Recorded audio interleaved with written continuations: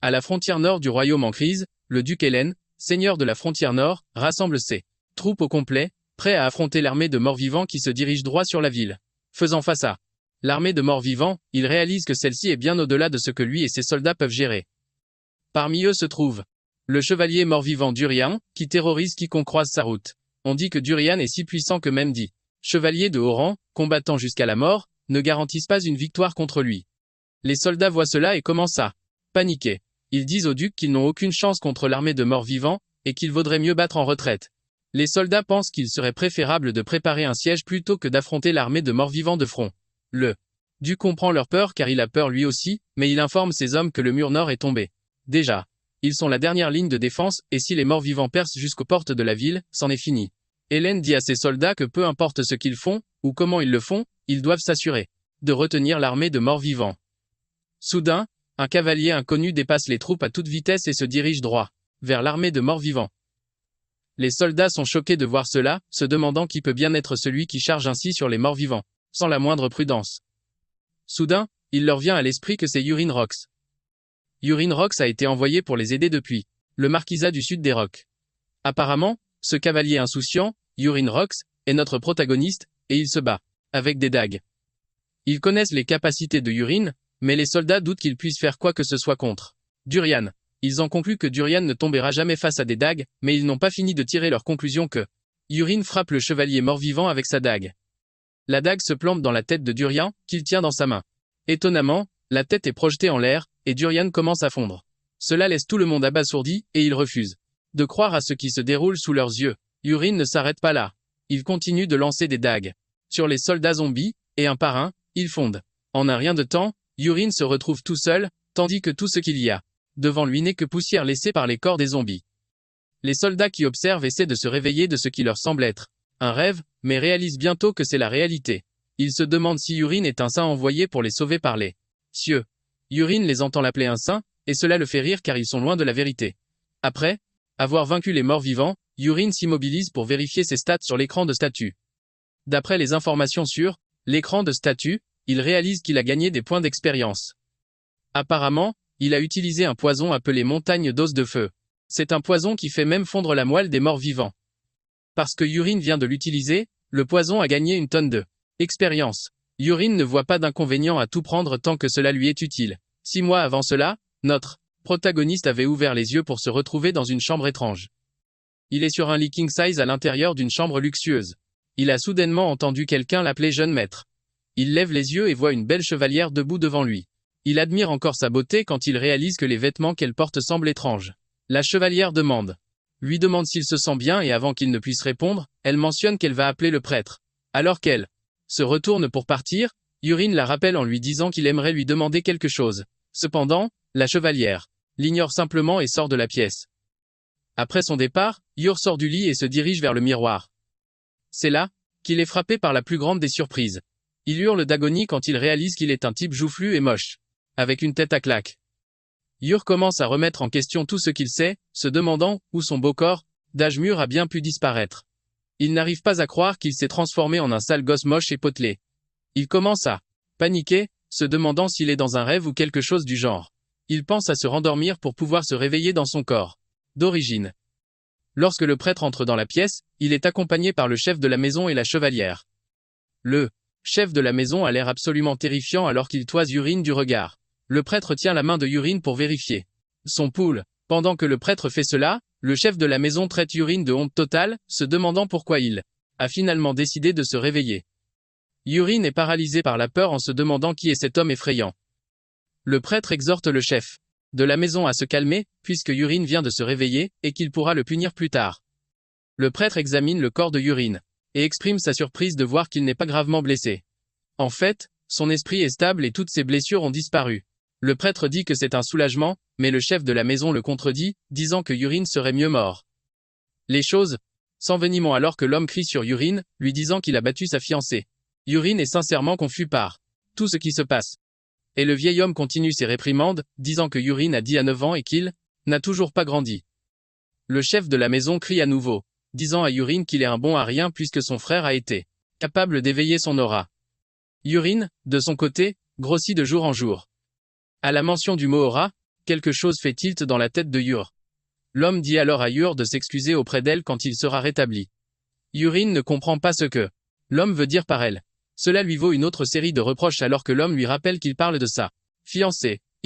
L'homme fait savoir à Yurin qu'il est fichu si sa fiancée ne lui pardonne pas. Yurin est obligé de redemander pour être sûr d'avoir bien entendu. L'homme répète le nom d'Ilya et lui dit d'arrêter de déshonorer la famille Roche plus longtemps. L'homme termine alors sa déclaration en l'appelant par son nom, Yurin. À ce moment, Yurin confirme ses craintes, réalisant qu'il est Yurin Roche. Puisqu'il est Yurin Roche, il en conclut que l'homme est le marquis Wellington Roche. L'homme entend cela et se met en colère. Il se retourne immédiatement pour gifler Yurin au visage, lui demandant pourquoi il a autant d'audace pour appeler son propre père par son nom. Yurin tombe au sol et avant que Wellington ne puisse le frapper davantage, le prêtre et la garde le retiennent. Yurin reste au sol alors qu'il commence à repenser à toutes les décisions de sa vie. Il n'arrive pas à croire ce qui lui arrive. Il s'évanouit et s'attend à se réveiller. De retour à la réalité. Quand il se réveille, il est choqué de voir qu'il est toujours dans la même pièce et que la chevalière est là avec lui. Il se demande pourquoi il ne se réveille pas de ce rêve et la garde s'approche de lui pour lui poser des questions stupides pour savoir s'il est réveillé. Eurin décide de confirmer pleinement si sa déduction est correcte. Il appelle la garde du nom d'Aaron, et comme il le craignait, la jeune femme répond à ce nom. Il confirme alors auprès d'Aaron que la raison pour laquelle il était alité est qu'il s'en est pris à Ilya et s'est fait tabasser au point de s'évanouir. Aaron révèle que Eurin a attaqué sa fiancée dans la chambre, mais elle a retourné la situation et lui a mis une raclée avant qu'il ne finisse par perdre connaissance. Eurin se prend la tête entre les mains, horrifié, comme s'il venait de se souvenir de quelque chose de fou. Aaron ne comprend pas ce qui ne va pas chez ce type, mais Eurin sait qu'il est vraiment dans la panade. Eurin se calme enfin et en vient à l'amère conclusion qu'il a atterri d'une manière ou d'une autre dans le roman web qu'il a écrit. Cependant, le pire c'est qu'il n'est pas entré dans le roman web en tant que protagoniste. Il a fini par arriver dans l'histoire en tant que le méchant pourri qui cherche des noix au héros, et finit par mourir horriblement. Eurin se remet à paniquer, laissant Aaron lui demander ce qui ne va pas. Crie, disant qu'il s'est retrouvé dans une histoire nulle qui n'est même pas un webtoon. Le personnage de Rinkil a possédé est une véritable ordure qui n'a aucun talent, aucune compétence, et qui ne s'entraîne jamais. C'est juste un méchant stupide qui profite du nom de sa famille en tant qu'héritier. Mais il perd ensuite sa fiancée au profit du protagoniste.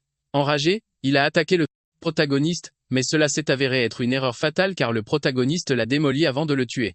Dans une ruelle sombre. Maintenant qu'il se retrouve dans le corps d'un bon à rien, notre gars se demande comment il va faire pour survivre. Comme c'est un monde de fantaisie, il ne sait toujours pas quelle capacité Eurin possède. Cependant, il connaît les opportunités et les objets que le protagoniste n'a pas encore trouvés. Eurin en vient à la conclusion que sa seule chance est de se préparer rapidement. Il essaie de sortir du lit, mais son corps est trop lourd à cause de la graisse, et il s'écrase au sol. Aaron court rapidement pour voir comment il va. Elle lui demande s'il va bien, mais avec la frustration lisible sur son visage, il dit à Aaron qu'il est loin d'aller bien. À ce moment-là, Eurin réalise qu'il peut enfin voir l'écran de statut. Grâce à cela, il peut voir les stats d'Aaron. Le trait d'Aaron est l'épée rapide de niveau 2, un esprit clair, une aura de niveau 1, une adaptation de niveau 1, et pour son niveau d'affection envers Eurin, il est de 0. Eurin est content de pouvoir invoquer la fenêtre de statut, et il dit à Aaron qu'elle peut partir, car il se sent beaucoup. Aaron obéit à ses instructions et commence à partir. Alors qu'elle s'éloigne, Eurin se concentre sur ses stats. Il n'est pas surpris car Aaron est conçu pour être plus forte que la plupart des chevaliers ordinaires, mais il est surpris que son affection. Eurin est particulièrement inquiet qu'il y ait une option d'affection sur la fenêtre de statut. Eurin se demande si cette option est là parce qu'il jouait surtout à des jeux de drague par le passé. Il n'arrive pas à croire que le monde dans lequel il se trouve est complètement nul. Il repense alors à l'option d'affection, se demandant si c'est la raison pour laquelle Aaron agit si étrangement. Cependant, il met cela de côté et décide de regarder le miroir à nouveau. Il est tellement dégoûté par le corps pourri qu'il a. À ce moment précis, la fenêtre de statut s'ouvre pour qu'il puisse voir ses stats. Il est excité de vérifier ses stats, mais l'excitation retombe vite quand il voit les statistiques minables qu'il a. Il possède. Pour sa condition spéciale, le système lui fait savoir qu'il souffre d'obésité morbide, ce qui est assez évident. D'ailleurs, pour son trait, il a l'œil du créateur, mais celui-ci est encore au niveau 1. Il est également doté des 4 arts venimeux célestes, mais cette section est encore verrouillée. Cependant, son taux de synchronisation est de 99,9%. Urien réalise qu'une seule de ses capacités se démarque, et ce sont les 4 arts venimeux célestes. Soudain, il comprend que les arts venimeux ont été tirés du webtoon de Wuxia qu'il adorait. C'est un webtoon avec une héroïne séduisante. De plus, l'art martial du poison et des armes cachées correspond aux 4 arts venimeux célestes. À ce moment, Urien réalise que ce monde est un mélange de tout ce qu'il connaît d'avant. C'est alors qu'il se dit qu'il pourrait avoir une chance s'il apprend réellement les 4 arts venimeux célestes. Urien sourit, croyant avoir trouvé un moyen de survivre. Apparemment, il existe une secte prestigieuse de la province du Sichuan, et ils apparaissent dans les romans de wuxia chinois. C'est un clan spécialisé dans les poisons et les assassinats silencieux avec des armes cachées enduites de toxines. Urien se demande pourquoi le clan Tang du Sichuan se trouve dans ce monde, puisque celui-ci est censé être un monde de fantaisie médiévale. Plus tard, Wellington apprend par Aaron que Urien s'est remis sur pied. Il lui demande comment Urien se sent et elle révèle qu'il ne semble pas encore bien, car il a trébuché en essayant de se lever. Aaron dit que le corps de Urien est encore en mauvais état. Wellington ajoute aussi que le prêtre a dit que ses blessures étaient guéries, ce qu'il trouve assez étrange. Wellington demande à Aaron si elle trouve quelque chose d'étrange dans le comportement de Urien, car il est habituellement têtu, mais il a facilement accepté de s'excuser auprès d'amis. Il y a quand il l'a suggéré plus tôt. Wellington ne veut pas croire que Urien ait eu un soudain changement de personnalité. Wellington est convaincu que le lendemain, Urien redeviendra lui-même, celui qui cause toujours des problèmes. Cependant, Aaron pense le contraire. Elle a foi dans le fait que Urien changera un jour. Wellington est choqué d'entendre cela de la part d'Aaron. Il est surpris qu'Aaron ait encore un peu de foi en Urien alors que lui, qui est son père, a déjà baissé les bras. Wellington dit à Aaron qu'elle place essentiellement son espoir en quelque chose qui pourrait ne jamais se réaliser. Wellington commence à regretter de ne pas avoir laissé Aaron vivre sa vie de chevalier au lieu de l'assigner à Urien. Malgré tout ce que dit Wellington, Aaron croit toujours dans son cœur que Urien est différent. Elle ne peut pas expliquer ce sentiment, mais elle le sait. C'est tout. Le lendemain, Aaron est choqué quand elle entend Urien demander où se trouve la salle d'entraînement, parce qu'il aimerait exercer son corps. Aaron n'en croit pas ses oreilles lorsque Urien exige qu'elle le conduise à la salle d'entraînement. Urien remarque la réaction des Aaron et lui demande s'il y a un problème avec ça. Urien a déjà compris que l'œil du créateur, il lui permet de voir les statistiques. Mais en ce qui concerne le clan Tang du Sichuan, il ne sait toujours pas comment le débloquer. Urien suppose que son obésité pourrait être un obstacle. C'est pourquoi il veut exercer son corps jusqu'à ce qu'il trouve un moyen de contourner le problème. Alors que lui et Aaron traversent le manoir, Urien est impressionné par la taille du jardin, et il le compare à la taille de plusieurs stades réunis. Après avoir marché quelques minutes, ressent déjà la chaleur. Il pense à s'entraîner dans sa chambre. Mais il sait qu'il finira toujours par abandonner et simplement dormir, car il y a un lit qui sera juste sous son nez. Est assez sage pour savoir qu'il ne peut pas s'entraîner dans sa chambre. Il passe devant un groupe d'ouvriers et de servantes. Grâce à l'œil du créateur, il est capable de voir ce qu'ils pensent de lui. Chaque serviteur qu'il a croisé soit ne l'aime pas, soit le déteste profondément. Ne leur en veut pas pour ça, car était une véritable ordure qui a maltraité tout le monde dans le manoir. Peu de temps après, ils arrivent à la 3e salle d'entraînement. Il est déjà à bout de souffle quand ils y arrivent. Aaron lui fait savoir que les chevaliers utilisent la 2e et la 1re salle d'entraînement, c'est pourquoi la 3e est libre. En entrant dans la salle d'entraînement, il réalise que quelqu'un est en train de s'entraîner là-bas. Il vérifie l'affinité du type et se rend compte qu'il est le pire qu'il ait rencontré jusqu'à présent. Le type ne se contente pas de ne pas l'aimer, il le déteste et veut le tuer. Le type est Réa au long, et dès qu'il voit il commence à marcher vers lui pour le saluer.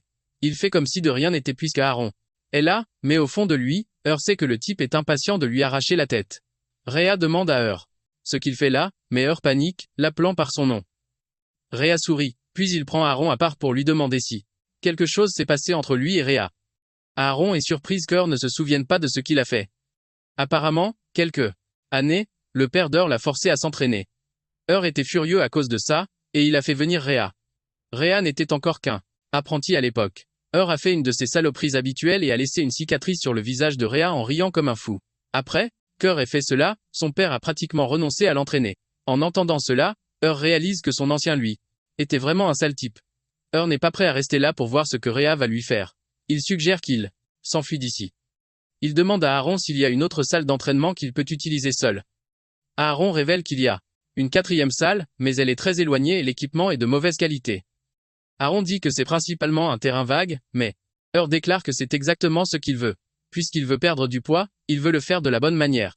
Réalisant qu'elle ne peut pas le faire changer d'avis, elle n'a d'autre choix que de l'emmener à la 4e salle d'entraînement. Ils arrivent au terrain d'entraînement, et Heur est surpris de trouver des couteaux de lancer sur la table. Se souvient que le clan Tang du Sichuan est spécialisé dans le lancer de couteaux et les petites armes. Il ramasse un des couteaux, espérant qu'il pourra en faire quelque chose de bien. Le saisit avec habileté et utilise toute sa force pour lancer le couteau. Cependant, le couteau n'atteint pas la cible avant de tomber. Est embarrassé par cela et il se retourne pour regarder Aaron, lui disant qu'il a juste lancé le couteau pour s'amuser et que ce n'était rien de sérieux. Réalise que la première chose sur laquelle il doit travailler est son endurance. Il décide que courir autour du terrain d'entraînement devrait aider. À cela, Aaron reste là, le regardant fixement, pendant qu'il essaie de se racheter du moment embarrassant où il s'est mis tout seul. Commence à courir autour du terrain, disant à Aaron qu'elle est libre de s'entraîner comme elle le souhaite. Cependant, Urien manque de s'évanouir après quelques tours sur le terrain d'entraînement. Plus tard, son père apprend qu'il a commencé à s'entraîner et cela le choque. Cependant, il ne pense pas que ça va durer très longtemps. Étonnamment, Urien est toujours en train de s'entraîner après 3 semaines. Wellington n'arrive pas à croire que son fils n'a pas manqué un seul jour d'entraînement depuis qu'il a commencé. En seulement 3 semaines d'entraînement constant, Urien a perdu beaucoup de poids et son apparence a énormément changé. Wellington est maintenant fier et il commence enfin à appeler Urien son fils. Wellington réalise que sans la graisse corporelle, Urien est plutôt beau. Wellington se demande si son fils a vraiment changé ses habitudes. Même Urien se tient devant le miroir de sa chambre pour s'admirer. Il se rend compte qu'il a perdu beaucoup de poids. Mais même avec cela, le trait du clan Sichuan Tang refuse toujours de se débloquer. Il décide de se donner un mois, et si ça ne se débloque pas d'ici là, il volera tout ce qui est destiné au protagoniste. Un instant plus tard, Aaron entre dans la chambre avec le repas de Urien. Le plat s'appelle en gros la soupe Sherin, mais contrairement à son nom, elle est très utile. C'est un plat nutritif et revigorant, excellent pour brûler les graisses et développer les muscles. Dans la famille Rox, il est naturel pour eux d'en manger après chaque séance d'entraînement. Urien n'arrive pas à croire qu'il doit encore manger de la soupe Sherin. Aaron lui demande s'il en a déjà marre de la soupe et il répond que oui. Il mentionne qu'il mange cette soupe depuis 3 semaines d'affilée sans manger quoi que ce soit d'autre. Aaron le fixe droit dans les yeux avec un air sévère et effrayant. Elle lui demande ce que il veut vraiment. Elle veut savoir s'il désire devenir un chevalier ou simplement perdre du poids. Urien déclare qu'il aimerait devenir un chevalier, et Aaron lui dit qu'il n'a pas le choix que de manger la soupe Sherin. Chef de la maison en mange encore après son entraînement. Aaron dit à Urien d'arrêter de se plaindre et de simplement manger la soupe. Urien n'a pas d'autre choix que d'accepter après le sermon d'Aaron. Urien n'est être pas à l'aise avec la soupe, mais il sait qu'elle l'a aidé au cours des 3 semaines. Urien décide de continuer à manger la soupe jusqu'à ce qu'il en ait marre. Il prend une cuillerée dans l'assiette et au moment où il la mâche, il remarque quelque chose d'étrange. Il comprend que le goût de la soupe est très différent des autres jours. Cependant, il continue de manger jusqu'à ce que la fenêtre de statue s'ouvre soudainement, informant Urien qu'il a ingéré du poison. Urien est choqué de voir cela, mais il s'avère que c'est une bénédiction car cela remplit la condition pour débloquer le clan Sichuan Tang. Urien lève les yeux et sourit car il sait que c'est le début de son grand voyage. Wellington se tient à sa fenêtre comme d'habitude pour admirer son formidable fils. À ce moment-là, quelqu'un frappe à la porte et l'homme ordonne d'entrer. Il s'avère que c'est sa seconde épouse Kaya et elle a apporté du thé. Elle a remarqué que son mari fixait quelque chose et lui a demandé ce qu'il regardait et il a menti en disant qu'il regardait le magnifique jardin. Kaya saisit alors l'occasion de se vanter en disant qu'elle a pris un soin tout particulier du jardin. Le marquis joue le jeu, disant à Kaya que ses talents sont impressionnants. C'est alors que Kaya a recours à ses instincts féminins en s'approchant du marquis pour l'enlacer par derrière. Elle le serre dans ses bras, demandant quand il compte choisir son fils Colin comme héritier, tout comme il l'avait mentionné auparavant. Kaya suggère que le marquis le fasse assez rapidement puisqu'il a déjà décidé. Le marquis la choque alors, en lui disant que cela pourrait prendre plus de temps qu'il ne le pensait. Kina devient plus sérieuse, rappelant au marquis qu'il a promis de nommer Colin son héritier dans le mois. Wellington admet l'avoir dit, mais dit à Kina qu'elle a dû entendre parler du fait qu'Urien a soudainement repris ses esprits. Comme Urien est le fils aîné, Wellington pense qu'Urien peut se révéler être un bon successeur. Kina affiche un faux sourire, disant à son mari qu'elle a aussi entendu parler du soudain changement d'Urien. Elle dit qu'elle est heureuse que le garçon ait enfin repris ses esprits. Wellington se met à rire, disant à Kina qu'il ne croit pas qu'il ait été ramené à la raison par une correction de sa femme.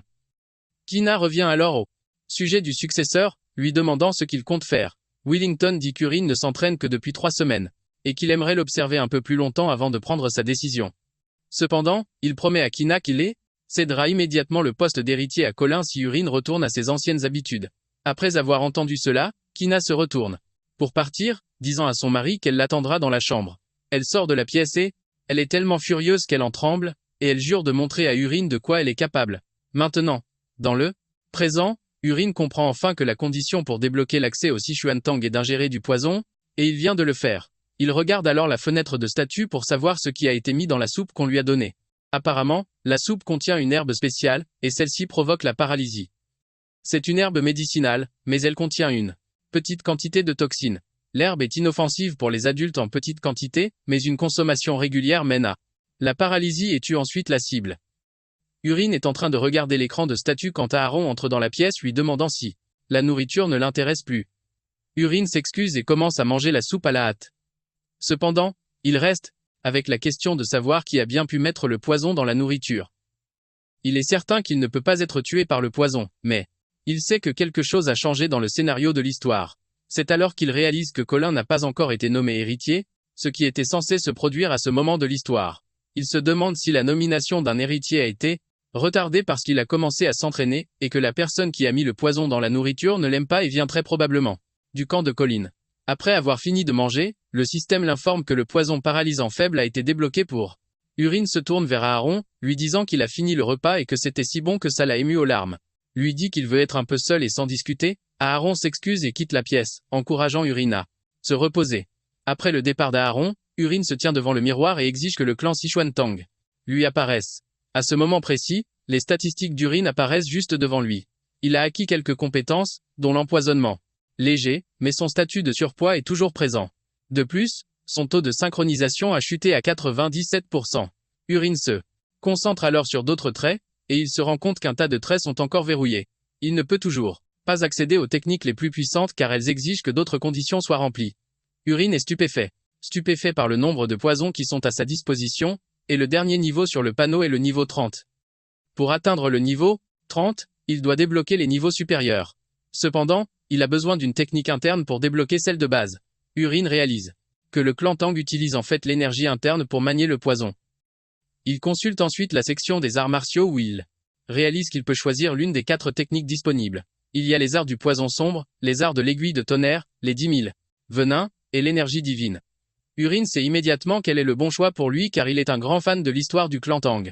Les arts du poison sombre se concentrent sur le poison tandis que les arts de l'aiguille de tonnerre se concentrent sur les armes de jet.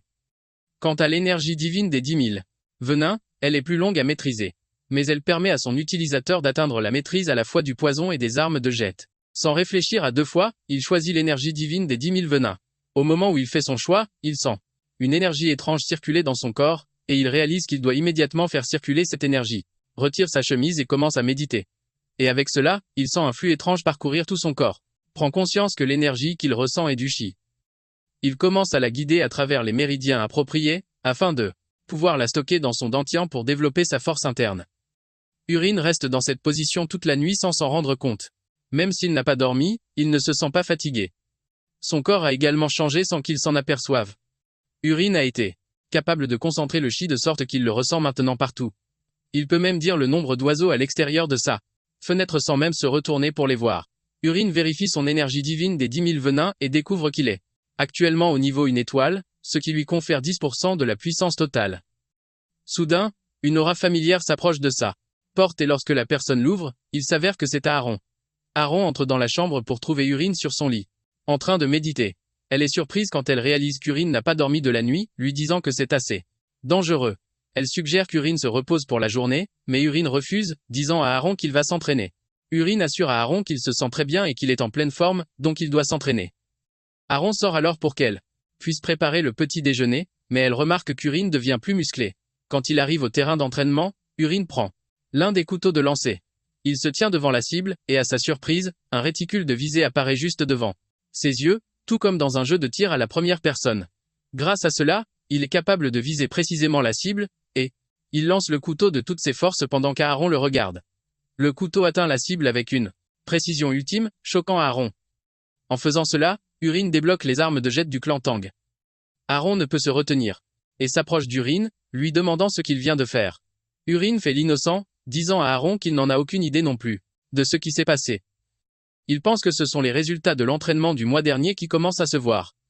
Aaron réfute cela, car elle n'y croit pas.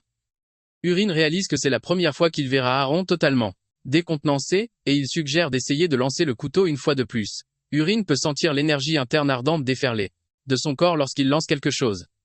Sur ce, il prend une pose encore meilleure et il lance le couteau plus vite et plus fort. Le couteau atteint la cible en plein centre et la fissure, laissant Aaron totalement stupéfait. Fixe Urine droit dans les yeux, soulignant le fait qu'il vient de pulvériser la cible. Urine se contente de sourire, mais il sait qu'avoir un viseur apparaître dans ses yeux est fondamentalement un code de triche pour lui. Apparemment, Urine aimait autrefois un jeu de tir à la première personne, appelé Battle Attack, et il a même fini premier au tournoi du cybercafé organisé pour le jeu. Aaron crie sur Urine, lui demandant ce qu'il vient de faire. Urine ignore la question et demande à Aaron si elle ressent quelque chose de sa part. Aaron réfléchit à la question avant de répondre, lui disant qu'il a perdu pas mal de poids depuis la veille. Lorsqu'elle mentionne cet aspect de poids, Urine est choqué. Aaron souligne alors que Urine s'est entraîné tous les jours et a mangé la soupe, ce qui lui a fait perdre beaucoup de poids. Cependant, il semble totalement différent du jour au lendemain. Urine est surpris d'entendre cela, mais surtout, il est soulagé qu'Aaron ne puisse pas sentir l'énergie interne qui circule dans son corps. Cela lui indique en gros qu'il est le seul à pouvoir utiliser l'énergie interne dans ce monde et que personne d'autre ne peut la détecter. Grâce à cela, Urine est convaincu d'avoir acquis un pouvoir incroyable et il décide de continuer à s'entraîner. Il ramasse les couteaux et commence à les lancer pour toucher la cible avec précision. Aaron est choqué de voir cela et elle finit par s'avancer pour demander à essayer de lancer les couteaux elle aussi. Elle ramasse un couteau, prend sa pose, et le lance. Mais à sa grande surprise, le couteau rebondit sur la cible. Urine rit, en disant qu'il est heureux qu'il y ait quelque chose qu'Aaron ne sache pas. Urine jette alors un autre regard à la fenêtre de statut, où il voit qu'il a débloqué la compétence coupe droite. Cela lui permet de lancer plus vite et plus fort. Et pas seulement avec des objets de mémoire. En gros, il peut ramasser n'importe quoi et le lancer avec une précision ultime, exactement comme il le fait avec les couteaux. Urine est surpris de voir ça et il décide de l'essayer sans plus attendre. Aaron est encore en train de se morfondre quand Urine la presse de s'écarter. Aaron est choqué lorsqu'elle voit Urine tenant une épée en bois brisé. Urine se tient devant la cible et fait circuler l'énergie dans son corps et, utilisant la compétence coupe droite, il lance l'épée en bois endommagée. À la plus grande surprise d'Aaron, l'épée en bois fait voler la cible en éclats. Aaron hurle d'horreur et demande à Urine quel genre de pouvoir coule dans ses veines. Urine répond avec embarras que c'est le pouvoir de l'entraînement, mais Aaron n'est pas une idiote, et elle sait que c'est quasiment impossible. Urine implore alors à Aaron de lui rendre un service. Il sait qu'elle rapporte ses moindres gestes à son père, mais il la supplie de ne rien dire à son père pour l'instant. Aaron veut protester, mais Urine fait remarquer qu'il teste actuellement plusieurs choses, et il promet de tout lui expliquer. Plus tard, tout ce qu'il désire, c'est qu'elle lui donne un peu de temps pour mettre de l'ordre dans ses idées. Aaron n'a d'autre choix que d'accepter. Plus tard ce jour-là, Urine suit un des employés, Perru. En utilisant l'œil du créateur, il comprend que le gars utilise du poison, mais son affinité envers lui est neutre. Urine comprend immédiatement que Perru est la personne qu'il recherche, car c'est le seul qui peut facilement mettre du poison dans sa nourriture sans que personne ne s'en rende compte. En utilisant la flèche qui flotte dans sa main, Urine parvient à viser Perru et le frappe avec un poison paralysant qui laisse un halo vert. Perru se fait frapper avant même de comprendre ce qui se passe. Il s'écrase au sol et s'évanouit pendant qu'Urine est fier de lui. Grâce à la fenêtre de statut, Urine peut voir que l'effet du poison paralysant durera une heure. Urine attrape le type inconscient et l'emmène dans un entrepôt tranquille. Quand le type se réveille enfin, il voit Urine debout devant lui, et il a l'air vraiment menaçant. Urine sourit diaboliquement, et Perru sait déjà ce qu'il attend. Pour lui, Urine somme alors Perru de répondre honnêtement à ses questions s'il veut vivre un jour de plus. Il lui demande s'il est celui qui a mis du poison dans sa soupe. Urine dit à Perru de cligner des yeux une fois si la réponse est correcte, mais si elle est fausse, il doit cligner 2 fois. Il lui redemande s'il est celui qui l'a empoisonné et il cligne 1 fois. Il enchaîne ensuite en demandant si le poison était de l'herbe d'Anyang et Perru cligne à nouveau 1 fois. Urine est content que Perru coopère avec lui et il passe à la question suivante, où il demande à Perru si c'est Kina qui lui a demandé de procéder à l'empoisonnement. Perru cligne 2 fois, indiquant que ce n'était pas Kina. Urine s'énerve et sort un couteau, disant à Perru de bien réfléchir car il vaudrait mieux pour lui de ne pas lui mentir. Urine lui fait savoir qu'il a un moyen de voir et de savoir les choses. Il l'assure qu'il va lui trancher la gorge s'il lui ment. Urine pose alors à nouveau la question et étonnamment, Perru maintient sa réponse, disant que l'ordre ne venait pas de Kina. Urine comprend que Perru ne ment pas, mais il se retrouve à se demander qui a bien pu ordonner son empoisonnement. Urine décide de découvrir ça plus tard, et il sort une pilule, disant à Perru de l'avaler. Il lui fait savoir que c'est un poison paralysant, et il lui enfonce la pilule dans la bouche. Après que Perru l'a avalé, Urine lui annonce qu'il ne lui reste plus qu'1 mois à vivre. Urine assure à Perru que tous ses organes internes vont fondre s'il ne prend pas l'antidote d'ici 1 mois. Comme Perru ne veut pas mourir, Urine lui dit qu'il devra commencer à suivre ses ordres. Perru tremble de peur, réalisant qu'il s'est mis dans une situation compromettante. Urine pose alors sa main sur la tête de Perru et utilise son pouvoir pour le libérer du poison paralysant. Grâce à cela, Perru peut enfin bouger et parler. Urine pose alors la question. À nouveau, exigeant de savoir qui a ordonné à Perru de l'empoisonner. Perru révèle enfin la vérité, disant que c'était le capitaine des chevaliers, Cox Livingstone. Urine est choqué d'entendre ça et Perru révèle que Cox prévoit de tuer Urine par la maladie d'ici la fin de l'année. Il s'avère que Cox est le frère aîné de K, et il a obtenu le rôle de capitaine des chevaliers grâce à son mariage avec le marquis. Urine est soulagé de ne pas s'être complètement trompé puisque Cox est le frère de K, ce qui fait des complices. Urine donne alors un morceau de papier à Perru, et sur ce papier est écrite une liste de poisons. Comme Perru est très calé en poison, Urine pense qu'il peut l'aider à se les procurer sur le marché noir. Urine dit à Perru de prendre l'argent dont il a besoin auprès de Cox, et de rassembler absolument tous les poisons de la liste. Urine veut que Perru lui apporte les poisons. Et il lui ordonne de commencer par celui qu'il a déjà sur lui. Perru est choqué et demande à Urine pourquoi des poisons, mais Urine répond froidement, disant à Perru qu'il ne lui a jamais donné la permission de poser des questions. Perru s'excuse rapidement et Urine lui dit qu'il est libre de partir. Avant de quitter la pièce, Urine dit à Perru qu'il veut une cargaison du poison dans sa nourriture à partir de ce moment. Perru entend cela, le laissant dans une incrédulité totale. Quand Un arrive à sa chambre, il commence à célébrer car il a réussi à faire croire à Perru qu'il y a réellement du poison dans son organisme. Ce que Un lui a donné à manger n'était que des feuilles séchées qu'il a agglomérées. Un réalise alors qu'il est impératif qu'il apprenne les arts martiaux du clan Tang du Sichuan. Apparemment, quelque chose de terrible va se produire très bientôt, et il doit être prêt. La nuit suivante, Perru rend visite à Un pour lui montrer les herbes vénéneuses qu'il a avec. Il les pose sur une table, et Un les examine attentivement. La première est l'herbe Anyang, la deuxième est la Yakrupka. La feuille parmi elles s'appelle la feuille de veine de bois. Perru est choqué que Un connaisse tous les poisons comme si de rien n'était. À l'insu de Perru, Un peut voir leur nom via la fenêtre de statue. Un demande à Perru pourquoi il a les autres poisons avec lui alors qu'il aurait pu facilement le tuer avec seulement l'herbe Anyang. Perru révèle que l'herbe Anyang prend beaucoup de temps et une fois qu'une résistance est développée, elle dure en fait plus longtemps. Cependant, mélanger la yaka après le début des symptômes de l'herbe Anyang augmentera les effets. En gros, les poisons deviennent plus mortels lorsqu'ils sont combinés. Un demande alors à Perru comment il a tout appris sur les poisons, et il révèle qu'il a été vendu à la famille Tin Vivante quand il avait 8 ans et qu'il s'est entraîné sous la direction d'un maître empoisonneur là-base. Un lui demande s'il y en a d'autres comme Perru dans la famille Tan Vivante. Il répond qu'ils étaient initialement 20 enfants, mais qu'ils sont tous morts, le laissant comme unique survivant. Un n'est pas surpris par cela, car les enfants ayant une faible affinité pour le poison, meurent lorsqu'ils sont exposés aux toxines, mais il remarque que Perru déteste la famille Tan Vivante. Il prévoit d'utiliser cela à son avantage. Après leur discussion, Un félicite Perru pour un travail bien fait, et il lui fait savoir qu'il est libre pour le reste de la journée. Après le départ de Perru, Un s'attelle à la consommation des herbes vénéneuses. En les mangeant, il reçoit les notifications de l'écran de statut, mais il atteint bientôt sa limite et le système l'incite à pratiquer une méditation respiratoire. Un fait ce que le système suggère et il parvient à maîtriser la douleur en méditant. Le lendemain matin, Aaron entre dans la chambre pour trouver un état de méditation, mais son corps est maintenant profilé comme celui d'un culturiste parfait. Aaron est choqué par ce qu'elle regarde. Mais d'un autre côté, Un a réussi à améliorer l'énergie des 10 000 venins au stade 2. Il acquiert un tas de techniques d'arts martiaux et de techniques de poison dans le processus, également.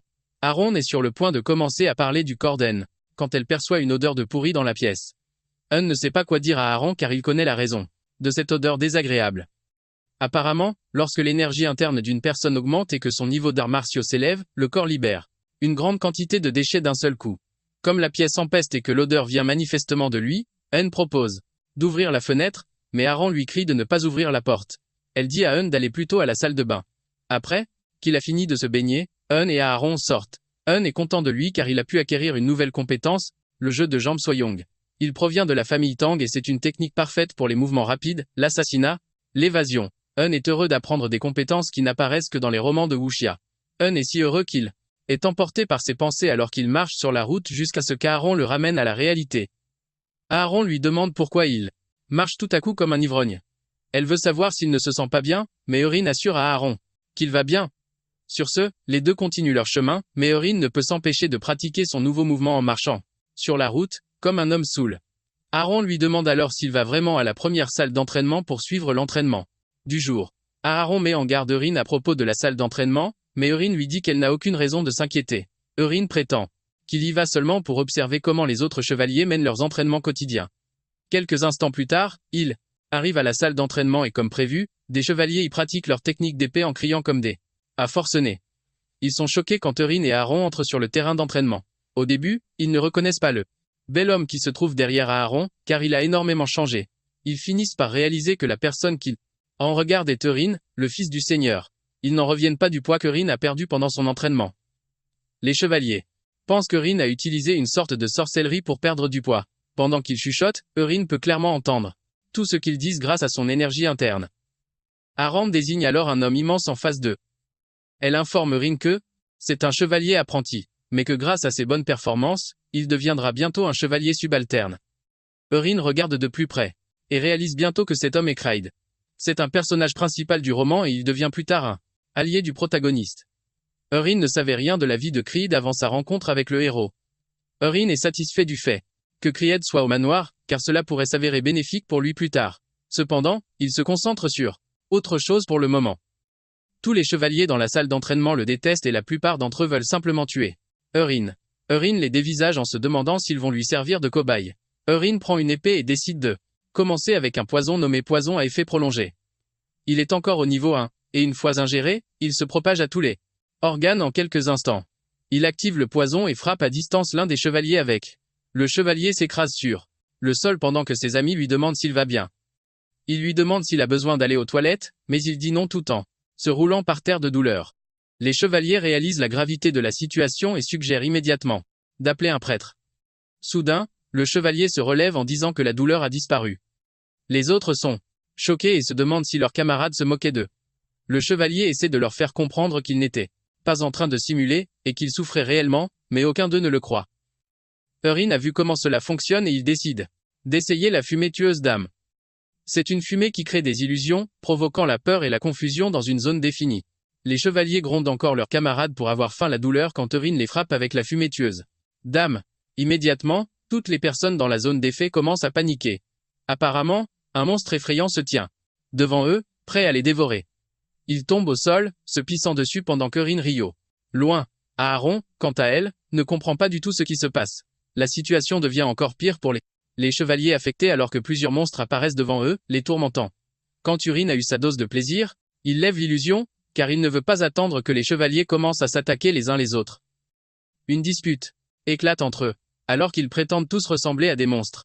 Eurin décide qu'il en a terminé avec l'expérience du jour, mais il est satisfait de la tournure des événements. Eurin dit alors à Aaron qu'il est temps pour eux de rentrer. Aaron est choqué car ils n'ont rien fait de significatif depuis leur arrivée.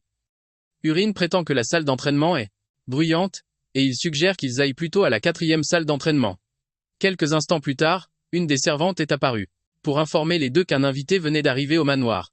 Eurin se demande qui est l'invité, et il apprend bientôt que sa fiancée, Ilia Marcus, est venue le voir. En attendant Eurin, Ilia a déjà l'intention d'annuler leur fiançailles.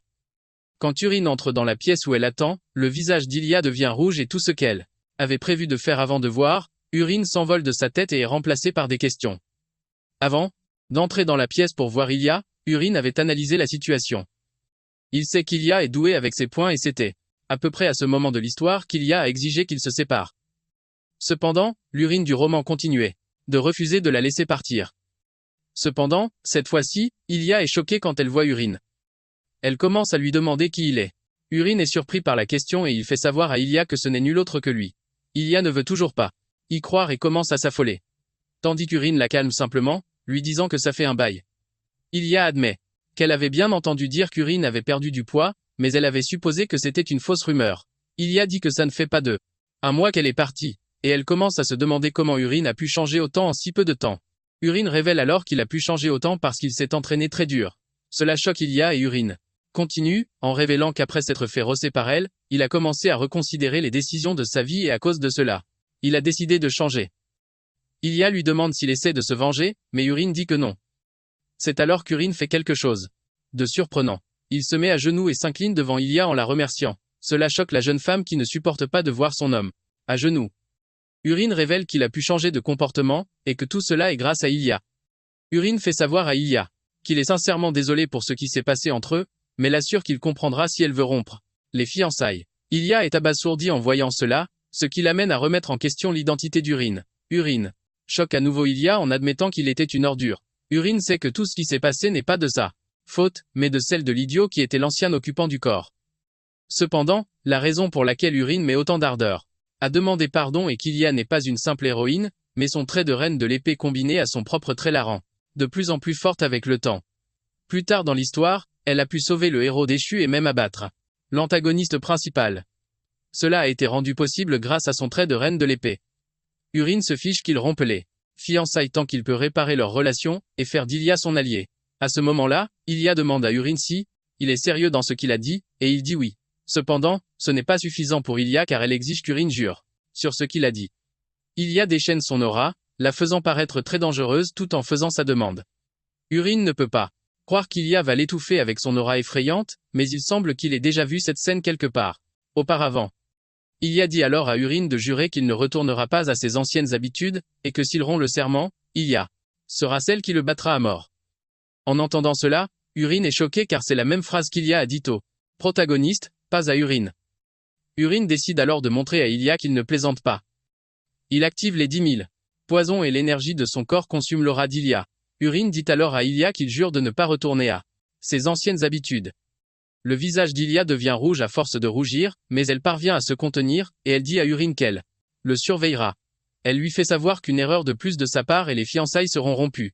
Urine est choquée que Ilia ne rompt pas les fiançailles. Quand Ilia rencontre Wellington dans ses appartements, l'homme est également choqué tout comme Urine en apprenant qu'Ilia ne rompra pas les fiançailles. Le marquis est obligé de demander à Ilia pourquoi elle ne rompt pas les fiançailles. Ilia mentionne alors que son père lui a toujours dit que les gens ne peuvent pas être changés. Et, quand elle a entendu la rumeur selon laquelle Urine avait changé, elle était curieuse. Elle se demandait s'il était redevenu le faible et gentil Urine qu'il était quand il était enfant. Mais à sa plus grande surprise, Urine était une personne complètement différente. À cause de cela, Ilia prend le risque de faire confiance à Urine une fois de plus. Cependant, Ilia fait savoir au marquis qu'elle battra Urine à mort s'il retourne un jour à ses anciennes habitudes.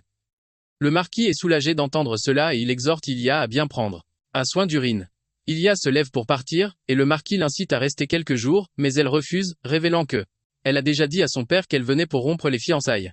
Le marquis suggère alors qu'elle devrait au moins voir Urine s'entraîner avant de partir, mais elle refuse à nouveau, disant qu'elle ne veut pas le distraire. Plus tard ce jour-là, le marquis appelle Urine dans sa chambre. Il le taquine quand il entre dans la pièce, lui demandant qui il est. Avant qu'Urine ne commence à paniquer, le marquis révèle rapidement qu'il ne fait que le faire marcher. Wellington tapote l'épaule de son fils pour le féliciter pour le travail acharné qu'il a fourni. Wellington demande à Urine s'il sait pourquoi il l'a appelé, et il dit à son père que ça doit être à propos de son entraînement nocturne. Son père est content qu'il soit devenu sage aussi. Le marquis croit qu'il est temps pour Urine d'apprendre l'escrime de la famille Rox. Juste à ce moment, Urine dit au marquis que il a quelque chose d'important à l'informer concernant la question de l'entraînement de chevalier. Au lieu de s'entraîner pour devenir un chevalier, Urine choque son père en disant qu'il veut apprendre les arts du lancer au lieu de l'escrime.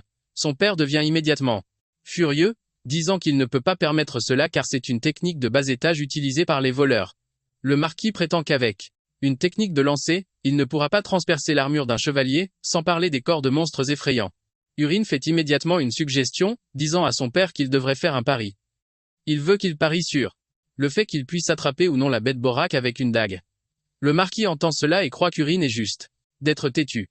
Il lui dit que la lame d'un guerrier doit être imprégnée d'aura pour pouvoir percer les plites écailles d'un Borak. Le marquis croit que même si Euren s'entraîne pendant 100 ans, ses couteaux de lancer ne pourront pas percer les écailles du Borak. Puisque c'est la conviction de Wellington, Euren l'incite à faire le pari. Le marquis décide de céder à Euren pour le pari, et Wellington lui demande ce qu'il compte parier. Euren dit au marquis que si il réussit à vaincre le Borak avec sa dague, il sera celui qui s'occupera de son entraînement. Mais s'il échoue, il suivra la volonté de son père. Sur ce, les deux font leur pari. Euren retourne dans sa chambre soulagé car il se rend compte qu'Aaron n'a pas encore parlé de son entraînement à son père. Comme l'épreuve pratique a lieu le lendemain, Euren va se charger de percer les écailles du Borak. Pour se préparer à l'épreuve, Euren décide qu'il doit manger des herbes empoisonnées. Juste au cas où. Il prévoit d'élever les arts divins à la 3e étoile. À ce moment-là, Aaron entre dans la pièce avec un message du marquis. Apparemment, le marquis a choisi l'heure et le lieu. L'épreuve aura lieu à midi le lendemain, et ils utiliseront la première salle d'entraînement. Euren lui demande alors si elle connaît les détails du pari et elle répond que oui. Cependant, elle n'est pas la seule à le savoir. Tout le domaine est au courant du pari qu'ils ont fait. Parce que, de cela, tout le domaine rit car ils sont presque sûrs qu'Euren va se faire dessus quand il affrontera le Borak. Aaron révèle que tout le monde s'amuse à discuter de la façon dont il va échouer puisqu'il est l'ennemi public numéro 1. Ennemi. Cela affecte Euren et il demande à Aaron si tout le monde vient assister à l'épreuve. Aaron répond que le marquis l'a autorisé, donc la salle d'entraînement sera bondée de monde. Euren soupire en entendant cela mais il demande ensuite à Aaron ce qu'elle en pense. Aaron baisse la tête en disant qu'elle croit que le lendemain sera le jour du run. Cette nuit-là il a fait, comme promis, et a élevé les arts divins à la 3e étoile. Le lendemain, Euren est choqué quand il se rend compte que la salle d'entraînement est bondée de monde comme s'ils étaient là pour assister à un match d'arène. Avant que l'examen ne commence, Euren assure son père qu'il est prêt, mais il souligne le fait que toute la zone est pleine de monde. Son père révèle que son intention était de n'en parler qu'à son magicien, mais pour une raison quelconque, la nouvelle s'est répandue partout. Le marquis exhorte alors Euren à bien faire pour ne pas se ridiculiser. Une fois que tout est en ordre, le magicien commence le rituel d'invocation pour faire apparaître le Borak. L'invocation est réussie et un monstre apparaît dans la fumée. Euren est excité de voir physiquement un monstre que lui, en tant qu'auteur, a créé avec des mots. Apparemment, le Boro est un monstre marin d'une hauteur de 150 cm. Immédiatement, le monstre sort du un cercle d'invocation, et les spectateurs commencent à paniquer. Euren est choqué de voir à quoi ressemble le Borak car c'est un monstre qu'il a imaginé alors qu'il mangeait un sashimi de sébaste dans un restaurant et qu'il était à court d'idées de monstres. Euren ne montre aucun signe de peur devant le Borak, car il ne voit qu'un monstre mignon si seulement ses bras étaient retirés. Soudain, le monstre fonce sur Euren. Il manque de l'attraper alors qu'il est dans ses pensées, mais, grâce à son mouvement agile, il parvient à esquiver l'attaque. Comme le monstre fonce sur lui sans prévenir, Euren décide de passer aux choses sérieuses. Il sort un de ses couteaux de lancer pour tester la solidité des écailles du Borak. Étonnamment, une cible apparaît devant lui, indiquant une zone particulière sur le corps du monstre, et Euren suppose qu'il s'agit du point faible du monstre. Il décide de tester cette hypothèse, et il lance le couteau en direction de la cible. Le couteau pénètre la cible, faisant hurler de douleur le monstre avant de s'écraser au sol, mort. Euren est déçu que le Borak soit mort en un seul coup. Le marquis et les spectateurs sont stupéfaits en voyant cela. Et se produire. La salle entière rugit bientôt pour célébrer la victoire de Rin sur le Borak. Le magicien entre dans la salle d'entraînement pour annoncer officiellement que Rin a vaincu le Borak. Le marquis quitte son siège et se précipite vers Euren pour lui demander comment il a réussi à abattre le Borak en un seul coup. Euren répond maladroitement qu'il a seulement bien visé, et qu'il a réussi à toucher la cible. Le marquis ne veut pas accepter le résultat puisque le Borak est mort d'un seul coup de dague. Il soutient que cela n'a aucun sens et Euren l'interrompt rapidement, demandant si le marquis essaie de revenir sur sa parole. À ce moment-là, le magicien dit au marquis que Rin a visé le bras du Borak, là où il n'y a pas d'écaille. En entendant cela, le marquis hurle sur Euren, lui disant qu'il a réussi à vaincre le monstre. Par pure chance. Euren ne veut pas se disputer avec son père et lui dit qu'il a gagné le pari, que ce soit un lancer chanceux ou non. Euren se retourne pour partir, mais son père lui dit de refaire le test une fois de plus. Euren ne veut pas accepter jusqu'à ce que le marquis augmente l'enjeu. Il dit à Euren que s'il réussit à gagner le second round, Euren est excité d'apprendre qu'il aura droit à un vœu. Cependant, le marquis change les règles, disant que son adversaire ne sera pas le Borak, mais un chevalier. Le père d'Euren lui demande s'il est d'accord avec les nouvelles règles, et il répond que oui. Euren se fiche un peu de savoir qui est son adversaire car cela pourrait être sa chance, puisqu'il pourrait affronter Kerox. Cependant, il décide de laisser les choses se faire car il a encore besoin de Kerox pour fournir de l'argent à Pérou afin d'obtenir le poison dont il a besoin. Le marquis suggère alors qu'il commence avec un chevalier apprenti.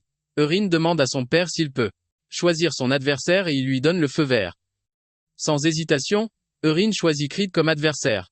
Quelques instants plus tard, Creed arrive en courant dans l'arène. Il s'incline devant le marquis qui lui dit qu'il a une tâche pour lui. Creed assure au marquis qu'il suivra toutes les instructions qu'il lui donnera. À ce moment précis, Willington montre son fils du doigt et dit à Creed de donner une bonne leçon à ce gamin.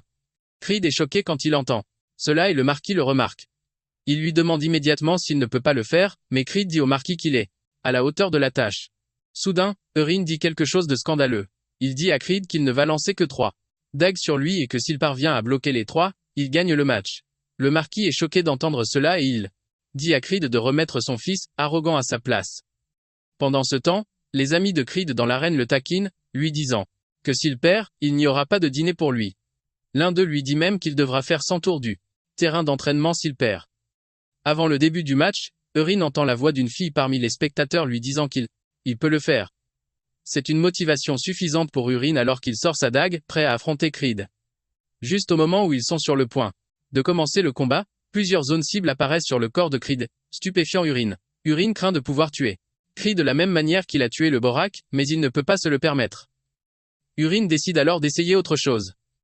Il utilise tellement de force pour lancer la dague qu'elle frappe la lame de Creed, produisant un son puissant semblable à celui d'un canon, choquant tout le monde dans l'arène. La dague tombe et le marquis la ramasse, se demandant comment une simple dague peut produire autant de force. L'épée de Creed a une entaille et la force du lancer le laisse secouer.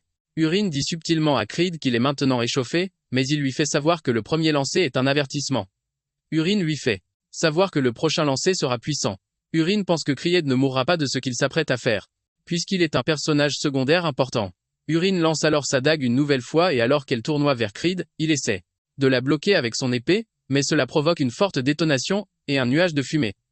Cela choque tout le monde, y compris le marquis. Quand la fumée se dissipe, Creed est complètement secoué et son épée s'est brisée.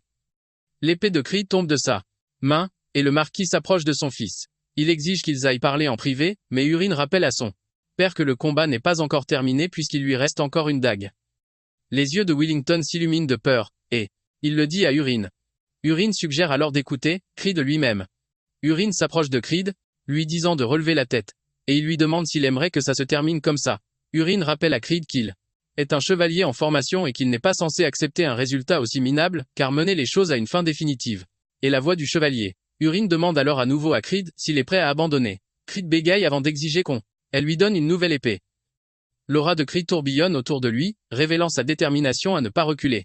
Tout le monde, y compris le marquis, est stupéfait que Creed, qui n'est pas encore chevalier, ait déjà éveillé son aura. Apparemment, c'est ce que Eurin voulait depuis le début. Creed a un trait, le berserker, qui ne se manifeste qu'à un point de rupture. Puisque Creed a amélioré sa défense en éveillant son aura et en entrant en mode berserker, Eurin pense qu'il est temps pour lui d'essayer une technique de plus haut niveau. Creed presse Eurin de lancer sa dague, mais le marquis est surpris que Creed puisse manifester une aura si puissante qu'elle peut être comparée au talent d'un chevalier de haut rang. Il se demande ce que son fils ferait dans cette situation. Eurin vise avec sa dague et la lance. Cependant, cette fois-ci, la dague tournoie en s'approchant de Creed. Creed est choqué et désemparé, se demandant pourquoi la dague est lente, contrairement aux autres. Creed se met en colère, croyant qu'Eurin se moque de lui. Cette fois-ci, il décide de lever son épée pour essayer de bloquer la dague, mais avant qu'il ne puisse la toucher, elle passe en tournoyant à côté de son épée. Creed ne peut pas se remettre de ça, et il finit par être touché à l'épaule. Cependant, la dague parvient à ralentir, avant d'atteindre l'os de l'épaule de Creed. Malgré cela, Creed ressent une douleur immense en tombant à genoux, hurlant de douleur. Tout le monde est choqué de voir ça, se demandant ce qui vient de se passer. Comme la dague était très lentement et Creed hurle de douleur, ses compagnons chevaliers lui disent d'arrêter de faire semblant. Ils supposent qu'il agit de cette manière parce qu'il ne veut pas déshonorer Eurin. À leur insu, Eurin a infusé le dernier lancer avec plus d'énergie interne, c'est pourquoi la douleur est extrême. Juste à ce moment-là, le marquis appelle Eurin, lui disant qu'ils doivent parler, mais il lui fait savoir qu'il a déjà gagné le pari. Eurin s'approche de Creed et pose sa main sur le site de la blessure. Eurin commence à absorber l'énergie interne logée dans son épaule et avec cela la douleur disparaît, choquant Creed. Creed se met sur ses pieds et s'incline devant Eurin en le remerciant. Creed s'excuse également d'avoir supposé que Eurin le méprisait à cause de la vitesse de la dague. Creed admet que le lancer de dague est un art impressionnant, et il pense que Eurin n'aurait pas pu l'apprendre en si peu de temps, ce qui lui fait croire que Eurin a caché sa véritable force depuis le début. Creed commence alors à chuchoter, demandant à Eurin s'il cachait son pouvoir, parce qu'une faction secrète cible la maison Maris. Quand Eurin entend cela, il comprend pourquoi. Creed est toujours seul. Creed est le genre de type qui aime vraiment les théories du complot. Creed s'incline alors devant Eurin, l'assurant qu'il sera là pour l'aider quand il voudra se battre contre l'organisation secrète. En raison de leur courte interaction, le niveau de faveur de Creed pour Eurin grimpe à 26%. Eurin est heureux d'entendre cela et il assure à Creed qu'ils se reverront. Alors que Eurin s'éloigne, Creed crie, disant à Eurin qu'il va répandre la nouvelle qu'il est un type bien. Eurin, de son côté, est content de se rapprocher de Creed parce qu'il détruira un jour l'ordre des chevaliers tout seul. Aaron s'approche de Eurin et le félicite pour son excellent travail. Elle mentionne ensuite qu'elle n'a jamais vu cette technique. Eurin lui explique rapidement que c'est une nouvelle méthode et il lui demande ce qu'elle en pense. Aaron admet qu'elle aussi aurait été vaincue si elle avait affronté la technique pour la toute première fois. Cependant, elle est convaincue qu'elle peut maintenant la bloquer. Yurine sait que ce n'est pas un bluff de la part d'Aaron. Apparemment, Aaron a un trait appelé miroir clair qui lui permet de s'adapter rapidement aux situations et aux scénarios. Yurine demande alors à Aaron si la vie qu'elle mène actuellement lui convient, car si elle ne le servait pas comme assistante, elle pourrait facilement devenir une chevalière de haut rang. Aaron est surprise, et elle exige de savoir pourquoi Yurine pose soudainement une telle question. Plus tard, Yurine rencontre le marquis dans son bureau. Willington crie sur son fils pour qu'il l'appelle père, chaque fois qu'ils sont seuls, car être si formel les fait se sentir. Yurine accepte maladroitement, et il s'adresse à l'homme, en l'appelant père. Le marquis interroge alors Yurine sur la technique qu'il a utilisée pendant le duel. Il a parcouru les archives et n'a rien trouvé en rapport avec le type de technique que Yurine a utilisé. L'homme dit que Yurine ne s'entraîne que depuis un mois, ce qui rend la chose quasiment impossible d'apprendre une telle compétence en si peu de temps. Le marquis exige que Yurine lui dise la vérité, mais Yurine sait qu'il ne peut évidemment pas lui dire quelle est la vérité. Cependant, il avait déjà préparé quelque chose au cas où quelque chose comme ça se produirait. Yurine ment alors en disant qu'il a trouvé un livre en fouillant dans les archives de la famille, pour des méthodes d'entraînement efficaces. Il explique qu'un livre sur l'étagère du haut lui est soudainement tombé dessus. Apparemment, il n'y avait aucune écriture sur la couverture du livre, mais un étrange motif y était gravé. Yurine dit qu'il n'a pas beaucoup réfléchi au livre, et que lorsqu'il l'a ouvert, une lumière en a jailli, illuminant son visage. Ce faisant, quelque chose est entré dans sa tête et après cela, le livre a disparu. Le marquis est choqué d'apprendre cela et immédiatement en parle à Yurine.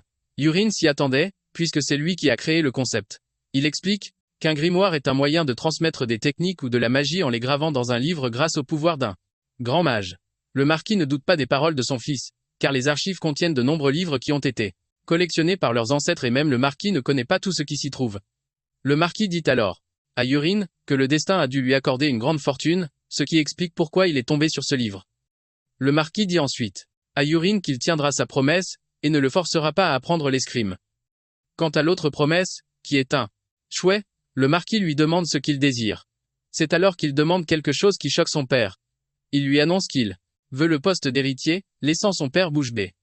Yurine est surpris par la réaction de son père, lui demandant s'il ne peut pas exaucer son vœu si c'est ce qu'il désire. Son père révèle que c'est en fait de son autorité de l'accorder. Yurine mentionne que l'expression de son père trahit autre chose, et il sait que son père hésite, car il sait que cela lui causerait des problèmes. De nombreuses personnes au sein du marquisat s'opposeraient à cette déclaration, en particulier Kina. Sachant à quel point son père serait embarrassé, il lui dit qu'il va la céder pour cette fois. Le marquis est soulagé de l'entendre et remercie Yurine. En réalité, Yurine n'est même pas intéressé par le poste de successeur car s'il devenait l'héritier, il devrait passer ses journées entières avec son père pour recevoir une éducation sur la gestion du marquisat, ce qui signifierait la fin de sa liberté. Au lieu de cela, Yurine préférerait améliorer ses compétences et parcourir le monde à l'aventure. Son père demande alors à Yurine de formuler un autre souhait, puisqu'il a renoncé au précédent. Yurine informe son père qu'il a l'intention de créer son propre ordre de chevalier. Le marquis est choqué par cette nouvelle et Yurine révèle qu'il prévoit de nommer Aaron et Creed dans cet ordre en tant que et ses chevaliers. La requête étant moins compliquée que le poste de successeur, le marquis accède au souhait de Yurine. Yurine s'incline devant son père, en le remerciant. Le marquis demande ensuite à Yurine comment il compte trouver un nouveau majordome, car tous les majordomes actuels sont déjà au service de quelqu'un. Yurine révèle alors qu'il a quelqu'un en tête et que cette personne est Perru, qui travaille dans les cuisines. Yurine veut que le marquis fasse croire que c'est lui qui l'a nommé, au lieu de laisser paraître que c'était le choix de Yurine. Le marquis est surpris de l'entendre et demande à Yurine s'il y a un problème, mais Yurine assure à son père qu'il lui expliquera plus tard. Le marquis décide alors de ne pas poser plus de questions, car il semble faire de plus en plus confiance à son fils. Il s'avère que leur affinité a bondi jusqu'à 74%. Même Yurine est choqué que l'affinité ait autant augmenté, mais il suppose que c'est parce qu'il est le fils du marquis. Fils. Plus tard, informe Aaron et Creed qu'ils font désormais partie de son ordre de la nuit et il veut qu'ils continuent à s'entraîner assidûment. En plus de cela, il leur présente le nouveau majordome, Perru, en leur assurant que Perru s'occupera de tous leurs besoins. Auparavant, et Aaron avaient parlé du nouvel arrangement. Avait tout avoué, disant à Aaron que Perru est en réalité un espion, c'est pourquoi il remplacera Aaron en tant que majordome. Révèle que Perru a été envoyé pour l'assassiner par Kina et Kerox. Aaron fut encore plus surprise d'entendre cela et elle a remis en question la décision de garder Perru près de lui alors qu'il en veut à sa vie. A assuré à Aaron qu'elle n'avait rien à craindre car Perru n'obéit qu'à lui. Grâce à cela, parvient à faire accepter ses plans à Aaron. De retour à la réunion, Creed lève la main pour poser une question. Après avoir reçu la permission de parler, Creed demande pourquoi il n'y a pas de vice-capitaine, du moins puisqu'ils ont décidé de s'appeler l'Ordre de la Nuit. Cependant, le vice-capitaine doit être quelqu'un qui possède des compétences exceptionnelles. Creed estime qu'Aaron n'est pas digne de faire partie de l'Ordre de la Nuit, car elle est petite et frêle. Avant qu'il ne puisse continuer à parler, l'interrompt, convenant avec lui que le vice-capitaine doit être fort. Pour régler cela, leur annonce qu'ils s'affronteront en duel. Quelques instants plus tard, Creed est vaincu par Aaron, à sa grande surprise. Alors qu'il est au sol, vaincu, Aaron lui donne des leçons d'escrime. Elle lui fait savoir que ses attaques sont trop simples et peuvent être facilement anticipées. Creed ne s'en offusque pas, au contraire, il assure à la jeune femme qu'il prendra ce conseil à cœur. Puisqu'Aaron a gagné, déclare que le poste de capitaine a été décidé. Perru est choqué quand nomme Aaron chef de l'Ordre de la Nuit. Tout le monde applaudit Aaron, et peu de temps après, Perru s'apprête à partir pour préparer le dîner.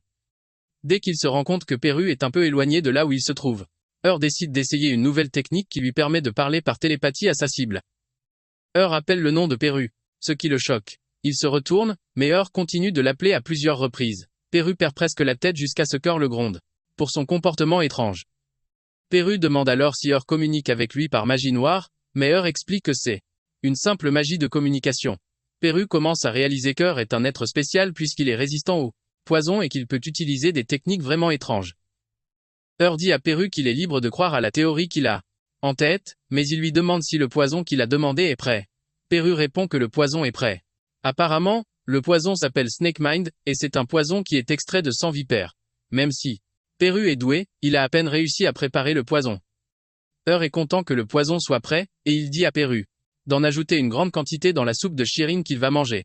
Tremblant de peur, Perru acquiesce aux ordres de son maître. Plus tard dans la nuit, réalise que depuis qu'il a atteint la 3e étoile, ses progrès ont été quelque peu lents car son énergie interne n'a pas augmenté aussi vite qu'il le pensait. Comme il ne sait pas quand la crise mondiale commencera, pense qu'il est temps pour lui de quitter le Marquisat. Peu de temps après, rencontre son père, lui disant qu'il veut partir pour un certain temps. Son père lui demande pour combien de temps il partira. Et, comme il ne veut pas éveiller les soupçons, il dit à son père qu'il partira pour une semaine. Le marquis a aucun problème avec ça car Urine s'est entraîné assidûment, mais il lui demande comment il compte gérer l'escorte. Urine choque son père en lui disant qu'il n'a pas besoin d'escorte. Le marquis proteste, rappelant à Urine la position qu'il occupe dans la famille. Urine essaie de dire à son père qu'une escorte n'est pas nécessaire puisqu'il ne va que dans les villages voisins, mais le marquis lui coupe la parole. Le marquis révèle que le monde est devenu un endroit très dangereux, et même s'il est devenu un peu plus fort, il craint que son fils ne se fasse empoisonner. Urine réalise qu'il sera difficile de convaincre le marquis, et il décide de passer au plan B. Urine fait savoir à son père qu'il est prêt à obéir, et qu'il n'a donc pas à s'inquiéter. Le marquis est heureux d'entendre cela et il demande à son fils quand il partira. Urine répond qu'il partira dans 2 jours. Sachant cela, le marquis dit qu'il va préparer une escorte d'ici là, mais Urine n'a aucune intention d'attendre une quelconque escorte car il a l'intention de partir en douce le lendemain. Urine convoque Perru dans ses appartements et lui révèle qu'il part en voyage, mais qu'il n'a pas d'argent, et qu'il a donc besoin que Perru lui en prête. Perru hésite, mais lorsqu'il sent l'aura sombre et effrayante émanant du corps d'Urine, il s'exécute rapidement. Urine lui demande alors s'il a toujours sa pochette subspatiale avec lui. Urine avait déjà vu la pochette sur lui. Apparemment, la pochette subspatiale est un élément courant dans les romans de fantasy, et c'est une pochette mystérieuse qui peut contenir environ 1 tonne de marchandises. Perru n'a d'autre choix que de donner sa pochette subspatiale à Urine, également. Grâce à cela, Urine est content de ne pas avoir apporté de sac. Urine tend alors à Perru le paquet de feuilles séchées qu'il fait passer pour un antidote. Il dit à Perru que c'est l'équivalent d'un mois d'antidote pour le poison dans son corps. Urine joue très bien son jeu, en disant à Perru qu'il a été un serviteur méritant. Pour cette raison, il assure à Perru qu'il lui donnera très bientôt le remède permanent. Le lendemain matin, Urine laisse une lettre et s'éclipse discrètement. Il pense qu'il ne croisera personne jusqu'à ce qu'il tombe sur un vieux jardinier qui émet une aura puissante de son corps. Il remarque quelque chose d'étrange chez le vieil homme, mais il poursuit néanmoins son chemin. Quelques instants plus tard, Urine arrive à la tour de la magie. Il entre dans le bâtiment et lorsque le préposé lui demande ce qu'il désire, il lui dit en gros qu'il aimerait utiliser un portail de téléportation. Le préposé lui demande s'il l'a déjà utilisé auparavant, et il répond que non. Le préposé révèle qu'ils offrent des points de fidélité, comme pour les compagnies aériennes. Le préposé demande à Urine où il se rend et il répond au château d'eau. En raison de la grande distance, le préposé lui dit que le tarif est de 50 pièces d'or. Après qu'on lui a annoncé le prix, on lui demande de payer et de signer le billet. Urine s'attendait déjà à ce que le tarif soit élevé, mais il est reconnaissant que Pérou lui ait donné assez d'argent. Urine décide d'inscrire un faux nom, et il choisit Polon, qui est un pseudonyme qu'il utilise dans les jeux en ligne. Une fois qu'il a terminé avec l'enregistrement, Urine est conduit dans la pièce où se trouve la machine de téléportation. Le préposé lui dit que dès l'instant où il entendra frapper, cela signifiera qu'il est arrivé à destination.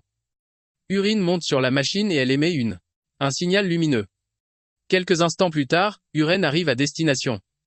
Il est accueilli par un autre préposé qui lui dit qu'il est arrivé au château d'eau. Urine est choqué car il n'a absolument rien senti. Le vieil homme lui fait savoir que c'est ainsi parce que la tour de la magie a conçu la machine de téléportation pour procurer une sensation de distorsion. Urine est surpris par le nom qu'ils ont donné au phénomène.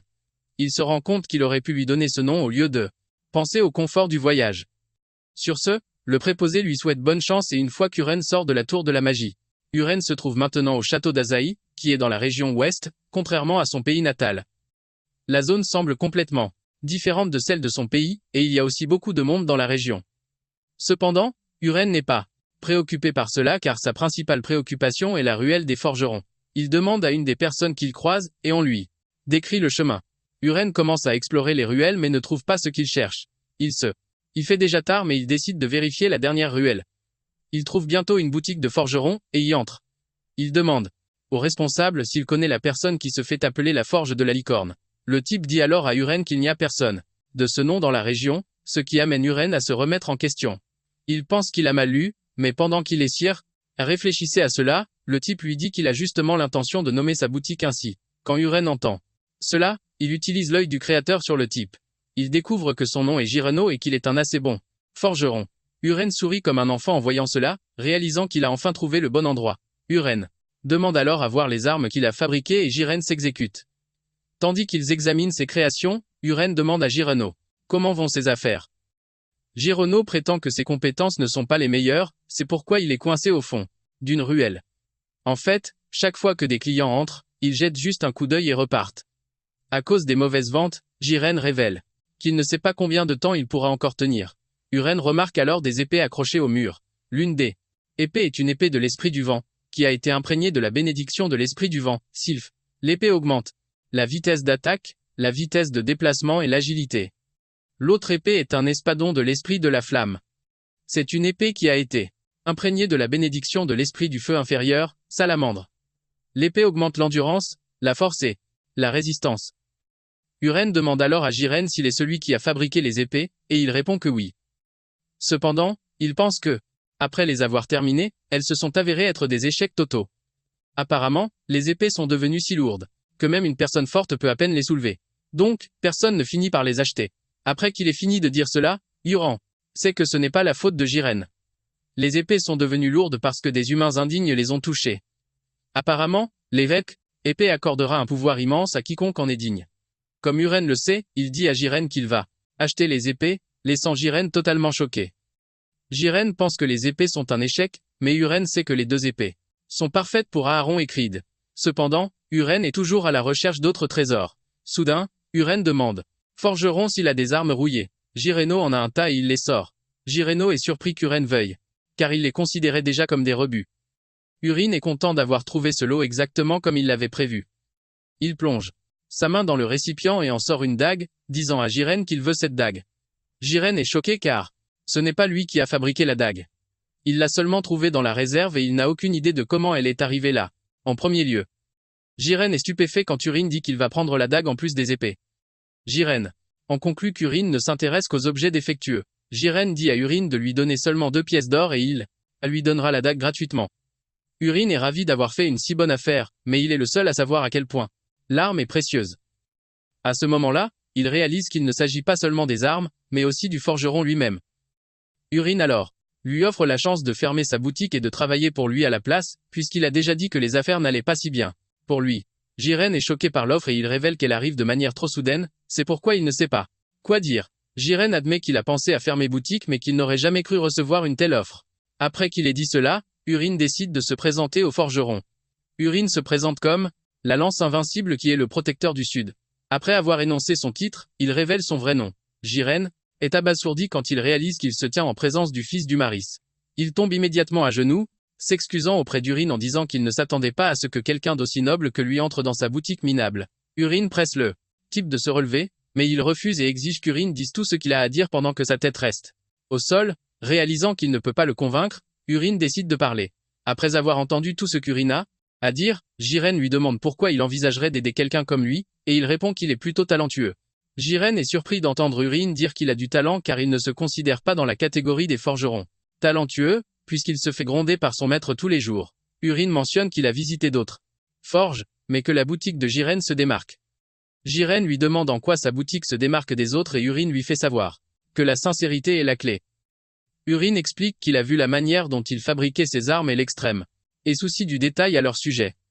Pour cette raison, Urine lui fait savoir qu'il se réveillera un jour en tant que talent spécial. C'est quelque chose qu'Urine a inventé sur le moment, mais il espère que Jiren tombera dans le panneau. Heureusement pour lui, c'est le cas, et Jiren révèle qu'il le suivra. Jiren mentionne alors qu'Urine est différent des rumeurs qu'il a entendues à son sujet. Urine décide alors qu'il est temps de montrer quelque chose d'intéressant au forgeron. Jiren regarde Urine se piquer le doigt avec la dague et lui ordonner de s'éveiller. Il s'avère que la dague est la relique aux myriades de formes. Agnès. La mâchoire de Jiren tombe par terre quand la dague commence à léviter avec une aura blanche l'entourant. Le forgeron commence à se demander ce qui se passe. Apparemment, l'arme est une épée égo légendaire, et c'était le protagoniste qui était censé l'obtenir. Le système demande à Urine s'il veut former un contrat avec Agnès, et il dit « oui ». À ce moment-là, l'arme se transforme en une molécule d'eau, et de l'intérieur, la voix d'une fille s'en échappe, exigeant pour savoir qui essaie de former un contrat avec elle. Agnès se moque d'Urine, lui disant qu'il est plutôt sans talent. Urine réalise bientôt qu'Agnès, je savais qu'elle était là et comment il connaissait aussi le sort pour la libérer. Urine répond qu'il l'a appris du grand prophète. Urine est celui qui a ajouté le prophète à l'histoire par souci de cohérence. Même si Urine mentionne cela, Agnès pense qu'il ment. Elle veut savoir pourquoi le grand prophète perdrait son temps avec une personne sans talent comme Urin. Agnès demande alors à Urin s'il sait ce qu'elle peut faire, et il répond que oui. C'est une question facile puisque c'est lui qui a défini les paramètres. Urine explique qu'Agnès peut diviser son corps en un corps principal et un corps secondaire, en tant que deux armes distinctes. Chacun de ces corps peut alors se transformer en n'importe quelle arme selon l'imagination du porteur. Pendant l'histoire principale, le héros se battait avec une épée et un bouclier. Et même si le corps secondaire était perdu, il retrouvait toujours son chemin vers le corps principal. Après avoir tout dit, Agnès suggère à Urin d'abandonner l'idée de la manier puisqu'elle ne peut être maniée que par le mana. À ce moment-là, Urine pointe un doigt vers Agnès, lui disant qu'elle est bruyante. Soudain, Agnès se transforme en bague et s'enroule autour du doigt d'Urin. Il s'avère qu'Urine a pu maîtriser Agnès parce que ses arts martiaux compensent son manque de mana. Urine demande alors à Juro de combien de temps il a besoin pour faire ses bagages, et il répond 2. Urine lui dit alors de le retrouver devant le château d'Azio dans 2 jours à midi. Plus tard, Urine marche dans les rues quand il tombe soudainement sur sa fiancée. Ils sont tous les deux choqués et Ilia demande à Urine pourquoi il est dans la région. Urine a presque envie de s'enterrer quand il voit Ilia, car c'est la dernière personne qu'il s'attendait à trouver dans la région. Urine réalise que la scène est étrangement similaire à la façon dont Ilia a rencontré le protagoniste dans l'histoire originale. Urine comprend alors que la trame principale a été légèrement modifiée alors qu'il essaie encore de comprendre ce qui se passe. Il lui demande une fois de plus ce qu'il est venu faire dans la région. Urine rit nerveusement avant de révéler qu'il est venu trouver un forgeron. Ilia mentionne que leur famille a des tas de forgerons et Urine est d'accord mais dit qu'il voulait engager son propre homme. Ilia dit qu'elle l'aurait aidé s'il le lui avait dit plus tôt mais Urine l'assure qu'il n'y a pas besoin de cela puisqu'il a trouvé la bonne personne pour le poste. Quand on parle du loup, Juro apparaît sur la scène. Urine présente alors Juro à sa fiancée. À cet instant, le chef de l'escorte d'Ilia, Musk, lui demande à qui elle parle et quand elle dit Urin, Musk est stupéfait. Il semble déconcerté par la présence d'Urin et il commence à se présenter dans les moindres détails. Urine lui rend l'appareil, mais même s'il ne dit Urine sait qui il est. C'est lui qui a écrit l'histoire, donc aucun personnage n'a de secret pour lui. Urine sait que c'est un personnage secondaire qui ne supporte pas les pauvres. Apparemment, c'était censé prendre une autre dimension dans le roman. Une silhouette encapuchonnée était censée bloquer le chemin de Musk la nuit alors qu'ils avançaient. Musk a mal parlé à la personne, mais à ce moment-là, le héros s'est avancé. Un combat éclate, mais Ilia parvient à arriver sur la scène juste à temps pour arrêter le combat. Et après cela, les deux deviennent des Roméo et Juliette. Peu de temps après, le héros accompagner Ilia au combat et la sauver d'une situation de vie ou de mort. Comme il ne peut pas trouver le héros pour le moment et lui demander de l'aide, Eurys réalise qu'il n'a pas le choix. Il doit sauver Ilia et l'empêcher de mourir. Eurys demande alors à Ilia où il se dirige, et elle révèle qu'il y a des rapports de raids d'orques près du château d'Azu. Apparemment, les orques sont de plus en plus nombreux, et Ilia et son escouade ont reçu l'ordre d'exterminer les orques. C'est alors qu'Eurys demande à Ilia une faveur, celle de l'escorter. Ilia est choquée d'entendre cela, et elle exige de savoir pourquoi Eurys veut venir. Eurys répond simplement qu'il veut de l'expérience au combat car il est encore en formation. En plus de cela, il dit à Ilia qu'il aimerait voir ses compétences. Ilia fait savoir à Eurys que cela pourrait s'avérer dangereux, mais Eurys l'assure qu'il peut se débrouiller malgré son apparence frêle. Ilia y réfléchit une minute et une fois qu'elle a terminé, elle ordonne à Musk de fournir des chevaux à Eurys et aux forgerons. Musk proteste, disant à Ilia qu'ils ne vont pas à un pique-nique. De plus, il ne veut pas qu'ils baissent leur garde, même s'ils affrontent des orques ordinaires. Musk ajoute qu'il ne sent aucune trace de mana venant d'Eurys et du forgeron. Musk continue de divaguer jusqu'à ce qu'Ilia devienne sérieuse et lui fasse savoir qu'elle vient de lui donner un ordre. Musk n'a pas d'autre choix que de s'exécuter, mais il n'en est pas content, même s'il ne peut rien y faire. Alors qu'ils chevauchent vers leur destination, Ilia dit à Eurys de toujours rester à ses côtés car il se dirige vers un endroit dangereux.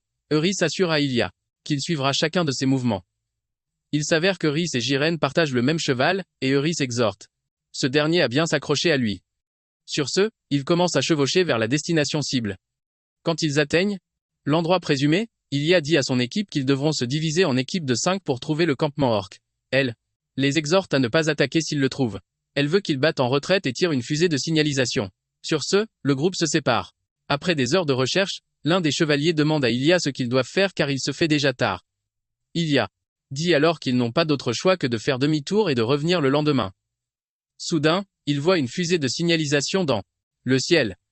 Cependant, une autre fusée est bientôt lancée à nouveau. En un rien de temps, 4 fusées s'élèvent dans les airs. Ilia suggère alors qu'il se dirige vers la fusée la plus proche, qui est à l'ouest. Son escouade la suit immédiatement, mais le temps qu'ils arrivent, tous les soldats sont déjà morts. Ilia est horrifié par la façon dont les soldats ont tous été tués. L'un des soldats remarque que l'armure sur leur corps a été brisée, les laissant se demander quel genre d'arme les a frappés. Ilia ordonne alors qu'ils se dirigent vers le sud pour voir comment vont les soldats là-bas. Au moment où ils y arrivent, ils découvrent la même scène horrible d'où ils viennent. Tous les soldats sont déjà morts et l'un des chevaliers suggère qu'ils se déplacent vers le prochain emplacement. Ilia est d'accord avec lui, mais Eurys les arrête, disant qu'ils ne peuvent pas bouger. Pour le moment, Ilia est choqué quand Eurys dit cela, se demandant ce qu'il voulait dire par là. Eurys souligne que les orques traquent leurs soldats et sont actuellement en train de gagner. Eurys fait savoir à Ilia qu'ils sont en infériorité numérique et n'ont aucune chance de gagner. Eurys veut qu'il tire le signal et rassemble le reste des troupes. C'est alors que un soldat crie sur Urine, lui disant de la fermer car il n'est personne. Le soldat reproche à Urine ce qui se passe actuellement. Pendant ce temps, Euragoniste s'est également fait insulter au même endroit. À cause de ça, les lecteurs étaient frustrés et ont grondé notre gars pour avoir fait traîner les choses, en entendant les soldats lui parler. De cette façon, le traumatisme d'Urine commence à se réveiller. Alors que le soldat continue de divaguer, Urine lui dit de se taire. Urine le frappe d'une attaque avant même qu'il ne puisse s'en rendre compte, et il tombe de son cheval. Urine lui dit de rester à sa place et de ne pas bouger. Le soldat est obligé de répondre à Urine comme à son patron, car il est déjà paralysé. Il lui dit ensuite de regarder et de voir. Urine lève la main et grâce à ça, le type peut à nouveau bouger.